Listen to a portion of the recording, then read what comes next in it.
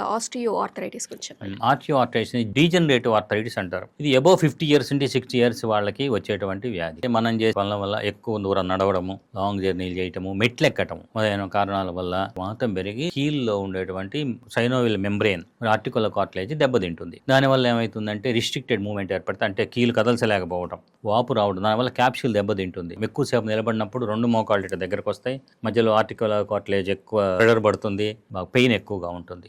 Obesity ఈ main causative factor for the osteoarthritis.